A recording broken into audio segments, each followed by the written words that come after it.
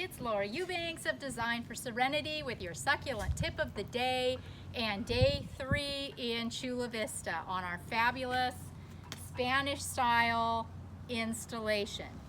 Well, here we talked in day 1 too also about the shared space and the awkward property line. The client had some artificial turf installed, which is, obviously not our favorite thing, but we work with it. And the way to soften it up is to stage rock and boulder on top of the turf. So I'm going to be pulling a couple of these, or maybe one of these big rocks, and staging them right on the plastic grass. And y'all are going to be so impressed with how good it looks. This cutout right here had a pygmy palm, right? I think. Didn't it? I think there was a pygmy palm in here. We are going to plant a Dracaena Draco, or dragon tree. Now you'll note that there are no wires, thank God. All of the electrical and the phone lines are underground in this neighborhood. So this Dracaena Draco can grow majestically in this space out front. Okay, moving on.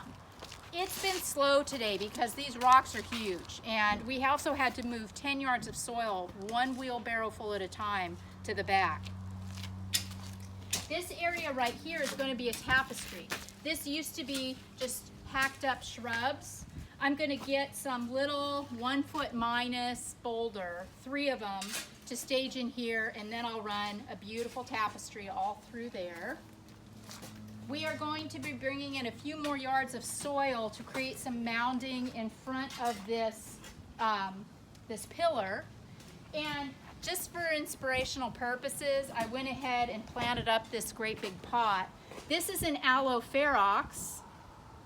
It's getting ready to bloom too. It's got some little bloom spikes. It's going to be yellow, and they're going to come out and be majestic. This is a Portulacaria afra-variegata. This is Echeveria Sahara. We've got Crassula Argentea Sunset, some pretty Sedum Adolphi, Xerosclepis, the trailing succulent or climbing succulent. We've got some blue elf in here, and some Crassula undulata, and a little bit of Rupertinctum aurora. Are you getting all this? I hope you're getting all this. Take notes.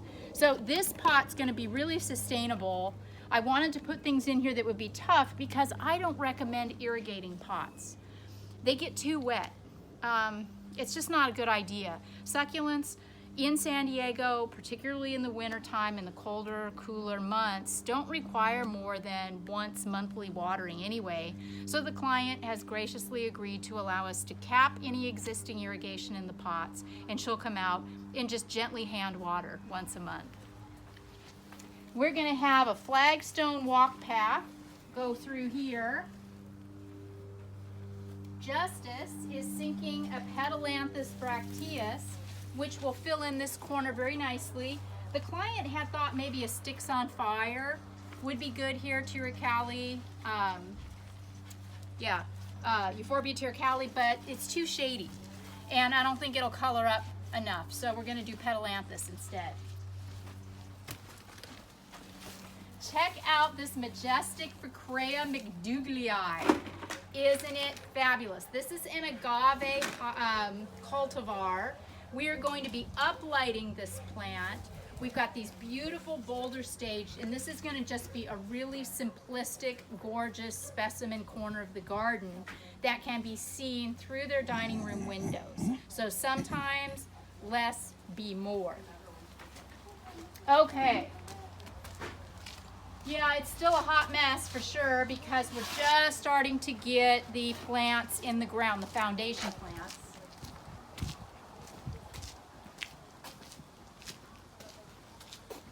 We got some more of the big Baja Red Boulder stage.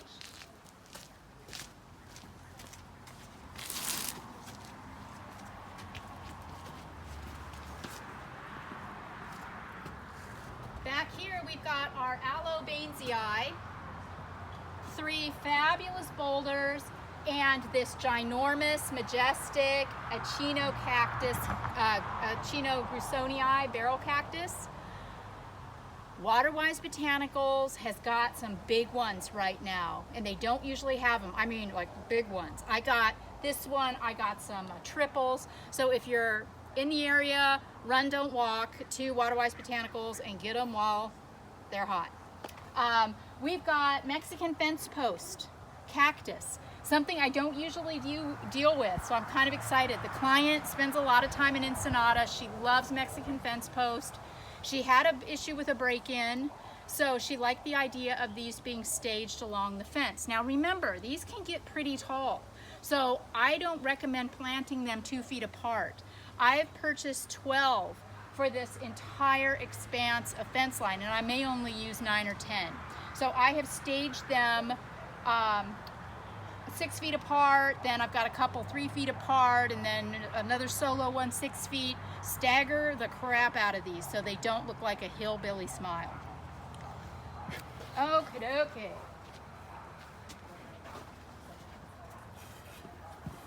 It looks like Viv and Randy just got done planting the fence posts. We went and got all of our tapestry plants today. The client's kitchen window's right here, and this is her favorite part of the garden. So look at this majestic piece of driftwood I got also at Waterwise Botanicals. Right? Is this not spectacular? Gorgeous piece of driftwood. I'm going to be doing tapestry work all in front and around it. I'm going to be pulling in the Kriva, the real tiny little sandy looking white rock. She's got an incredible seashell collection. Look at this.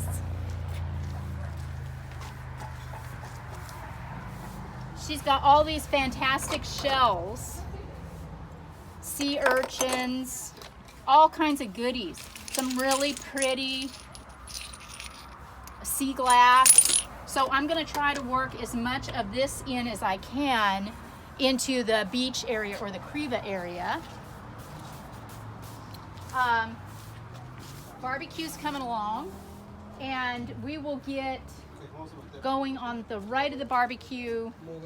I don't know, it might be early next week before we get over there. We want to give them some space. So, progress. Things are finally starting to take shape today here in Chula Vista. This has been Laura Eubanks with Greg, Justice, Randy, and Viv on day 3 with your succulent tip of the day. We'll see you tomorrow.